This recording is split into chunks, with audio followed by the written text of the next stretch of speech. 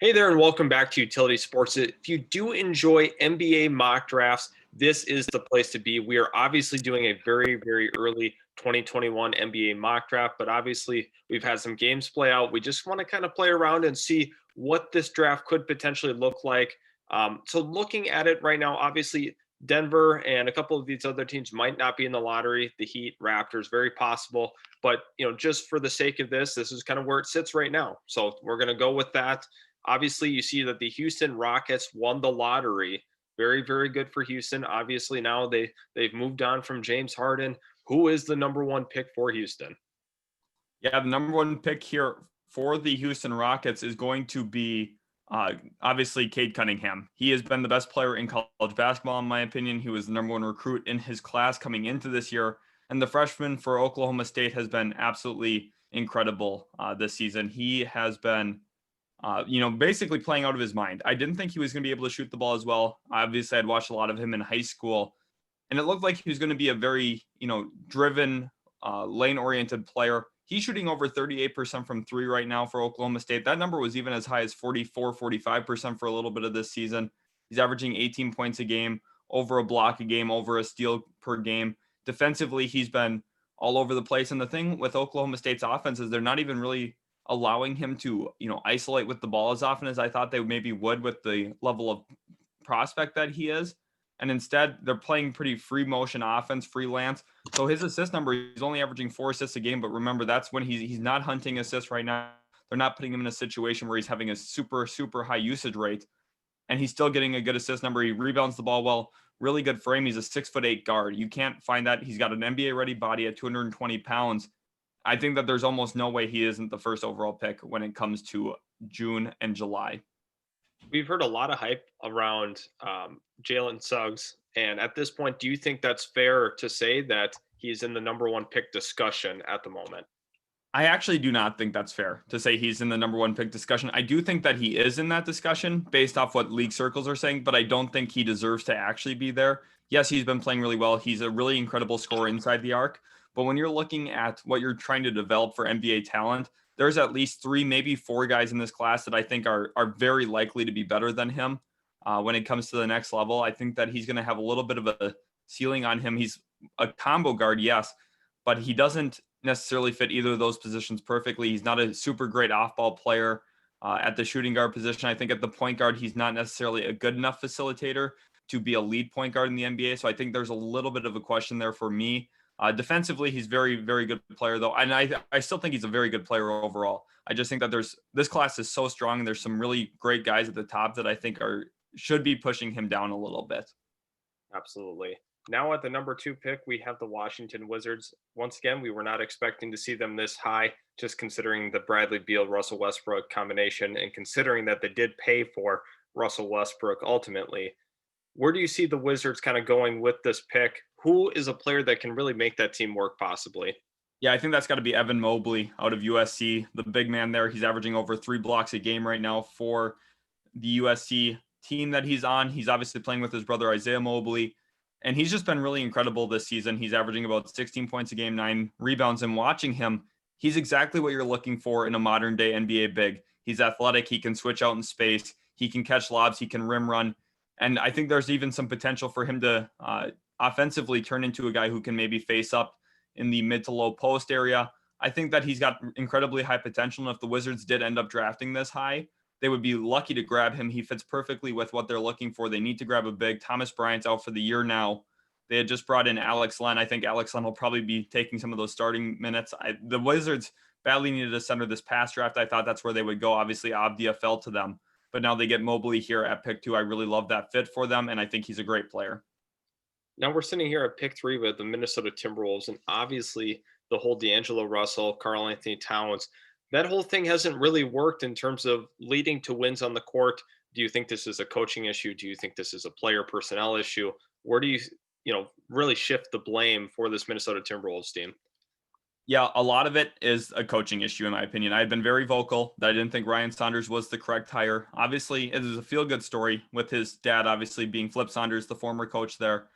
But I just don't think that his offense was conducive for Carl Anthony Towns. He's very motion-based in his offense and not really as predatory as other teams are when they're looking to hunt matchups. Karl Anthony Towns is one of the most skilled players in the NBA, and he should be on a team that he is getting focused, whether that be in the pick and roll, pick and pop game, low post more often. He shouldn't just be standing out on the 3-point line catching off of Josh Okogie swing passes. I think that there's a lot better things that could be going on for that Minnesota Timberwolves team. So I think it is a coaching issue. But here at pick 3, I would probably have them grab Jalen Green. I think he's got incredibly high potential. He has been obviously one of the top 2 guys in this class for a while. That's how many people have felt about him. This guy athletically is insane. I mean, you're looking at potential 360 dunks in transition, baseline reverse jams. He has the whole package when it comes to athleticism. The question is how much of his shooting is going to translate to the NBA.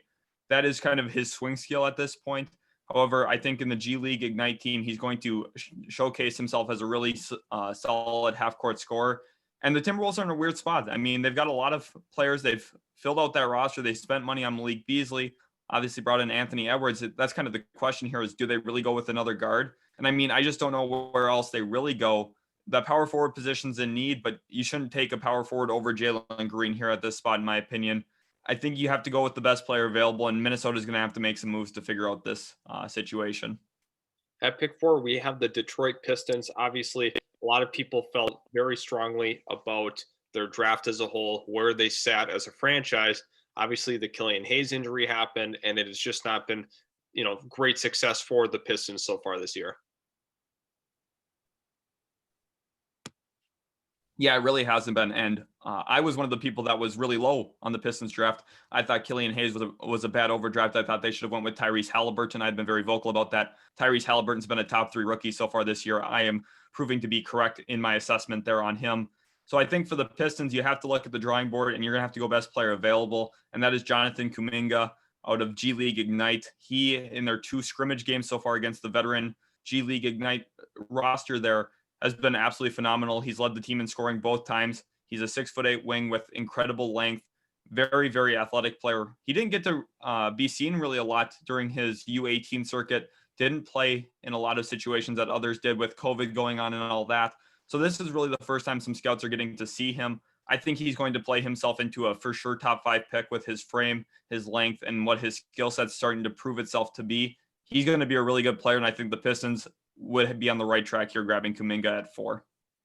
And speaking on teams that appeared to possibly be on the right track roster-wise, I mean, we thought maybe the Pelicans, but obviously it has not worked. The whole Steven Adams acquisition, kind of a disaster. There's no spacing. They were on the right track. They got Zion. They extended Brandon Ingram. That was all fine and dandy, but they just don't know what to do around those 2 guys. Yeah, right. You got that forward pairing. Like you had mentioned, they extended Steven Adams. Really, the only option for them here, in my opinion, is going with Jalen Suggs out of Gonzaga. He is the best player yet on the board. They need a guard badly. They need someone who can create, get his own shot, and also help create for others. Suggs is, like I had mentioned earlier, a combo guard capable of doing both of those things. Although I'm not sure he's going to be able to do either of those things at an elite level. He's going to do both of those things at a good level. And I think that's what the Pelicans need to build around with Brandon Ingram and Zion Williamson there. At the 6th pick, we have the Sacramento Kings. Obviously, they're still in a continued rebuilding stage. The Tyrese Halliburton pick looks like it will be working out for them in the long term. Very, very good selection for them. Now, in this year's draft, is there somebody that's kind of flying under the radar that would be a really good pick for them here at 6? Yeah, I think that's Jalen Johnson out of Duke. He's played only 8 games this year. He did miss a 2-week stretch, I believe. However, in his return game, he was absolutely phenomenal. Put up 25 points, 12 rebounds, 4 blocks in that performance. And he fits perfectly into that Kings roster. It looks like they have their backcourt figured out long-term with Halliburton and De'Aaron Fox. Fox has been playing very well this year as well. Now, Buddy Hield, I'm not sure what the situation looks like for him. Obviously, Harrison Barnes is under contract. Marvin Bagley's a big question mark at this point. Their focus needs to be on filling out that front court, improving. Obviously, there's not really a true center here at this point that I think that they'd be willing to take at pick 6. Kai Soto, he's a 7'2" guy out of G League Ignite roster. I don't think he's going this high, though, in the draft. I think Jalen Johnson's a very safe pick for them. He's athletic. He does a whole bunch of different things on the floor, and I think he fits into Sacramento with that backcourt moving forward. At pick 7 now, we have the Charlotte Hornets, and clearly the Charlotte Hornets are on the right track as well with their franchise, obviously selecting LaMelo Ball with their pick. The Gordon Hayward signing looks like it will pay dividends for them in the long term here the next couple of years. So looking at them, they're trending in the right direction. What's something else that they need to add? Is there a clear need for them at the big man spot, or do you think they should address more wing?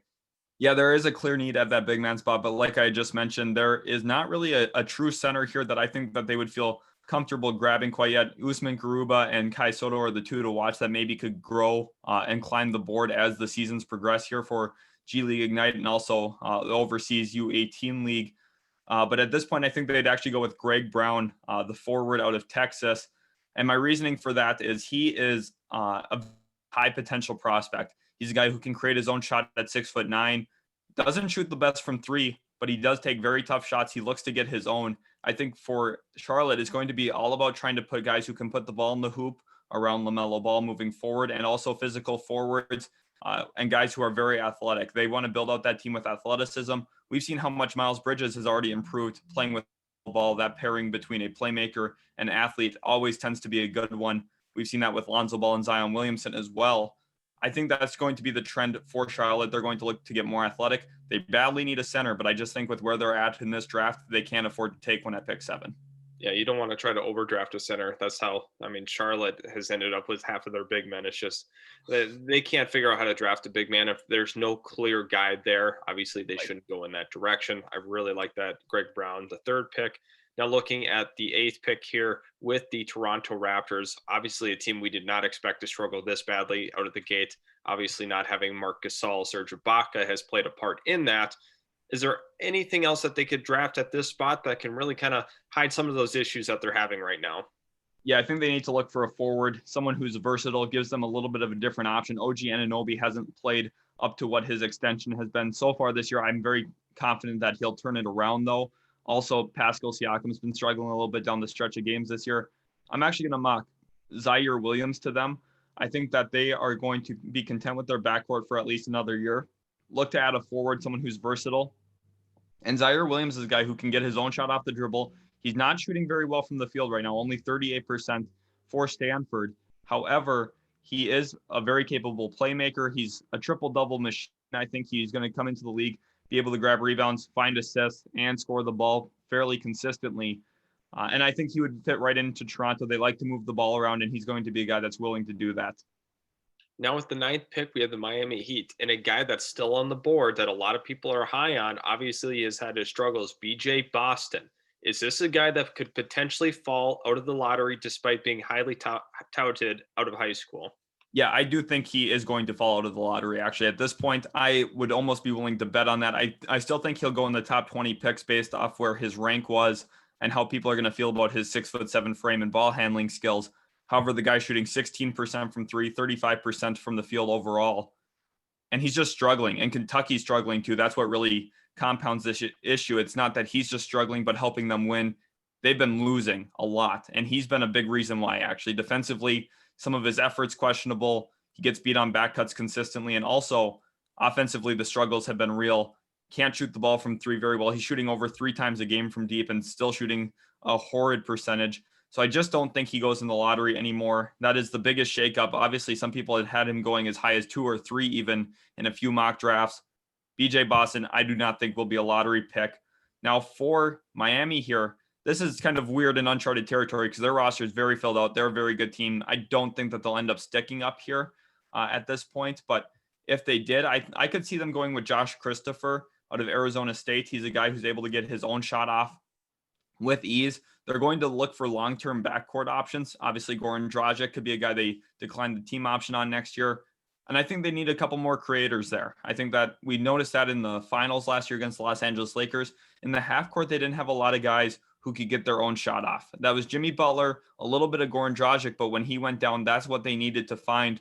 Couldn't really get that. I think he comes in as a long-term backcourt option for them. Obviously, they're already really strong there with Hero and Duncan Robinson, but I think that there's enough versatility on the wings there that Josh Christopher could come in.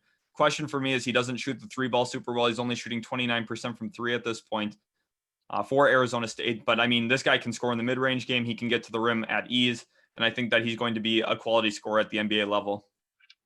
With the 10th pick here, we have the Oklahoma City Thunder, which a lot of people thought would for sure be like a top 3 pick, almost guaranteed.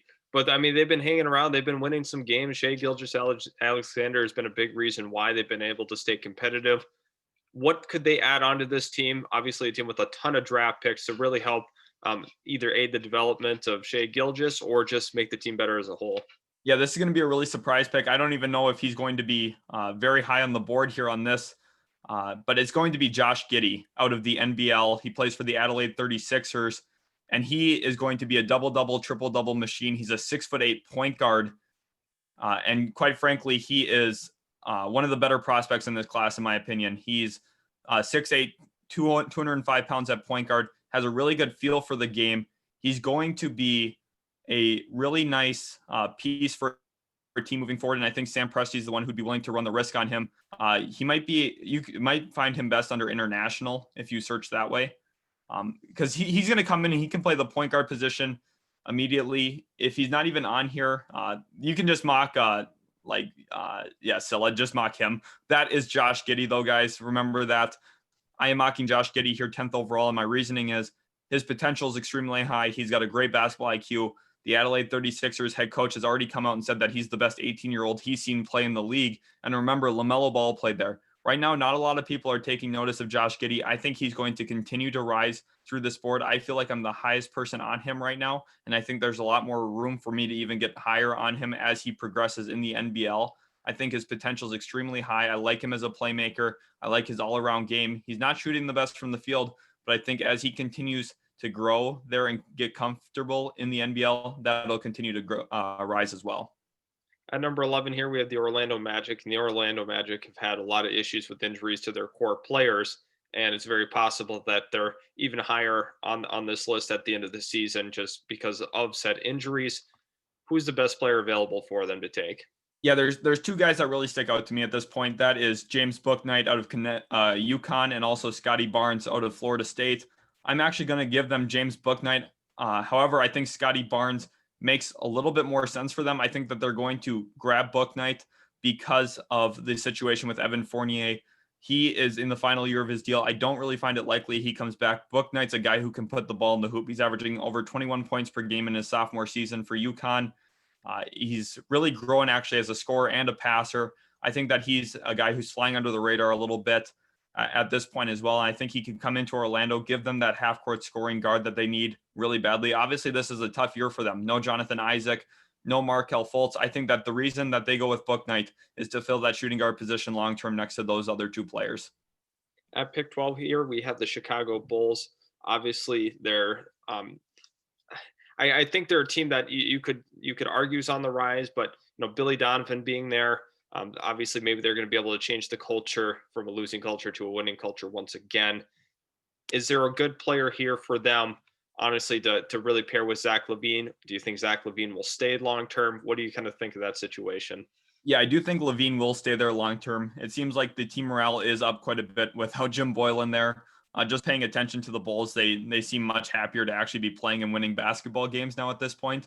And I'm actually going to mock Scotty Barnes to them here out of Florida State. They did just draft a Florida State kid this past year, 4th overall in Patrick Williams. I think that they're going to continue the trend with how the board's fallen. He is the best player yet on the board, in my opinion. He's going to come in, give them another versatile wing. I think Denzel Valentine's playing his final season as a Chicago Bull. They're going to have to look to build up some of that front court depth. Obviously, their center position's pretty filled out with Carter and Gafford. Markkanen's been playing pretty solid, shooting the ball very well from 3 this season. I think that the importance here is finding some depth in that front court. Now here at pick 13, we have the San Antonio Spurs. Once again, I think that they will just miss out on the playoffs once again. They're just not good enough to be in it in that West, that tough competitive West. Obviously, I mean, they're an okay team, but they're just going to be to the point once again where they don't get one of those elite prospects, but they don't get, obviously they're not, way down in the draft board. So where do you think the Spurs will go here at pick 13? Yeah, I see them going with guard/forward Corey Kispert out of Gonzaga, actually. Kispert is shooting 49% from 3 this year, although I do not expect that to continue. He has a career percentage of over 40% from 3 in his career at Gonzaga, obviously a senior. This is the first senior we've had go, but in my opinion, he's a very safe pick. He's a guy who's going to come in, at least provide spacing, something that is obviously held as a premium in the NBA. We've seen a lot of shooters get paid. He's going to come in. He's a versatile wing, can guard multiple positions, and I also think his shooting is going to be very important in San Antonio. I don't know if DeMar DeRozan comes back next year. They just drafted Devin Vassell, another shooter. I think that their focus is going to be getting on some half-court scoring, half-court spacing, and Kispert's going to be the way to do that. At pick 14 here, we have the Denver Nuggets, a team that will likely not be picking this high in the draft. But who do you like here for the Nuggets, assuming that they stay at this spot? Yeah, I definitely do not think that the Nuggets will be here, like you had mentioned. A player that I would have liked for maybe another team would have been like Kai Soto. I think his potential as a 7'2" center makes some sense, but not for Denver necessarily. I think I would probably mock actually Daisha Nix out of the NBA G League Ignite. He's a versatile player who can fill out your backcourt. Probably will play a little bit of point guard this year for the G League Ignite team. They have him listed as a small forward. My reasoning for going with him is that he's just going to give them another dynamic in that offense. I think this year we're going to get to see him really succeed with that G League Ignite team. He's got a lot of nice pieces around him.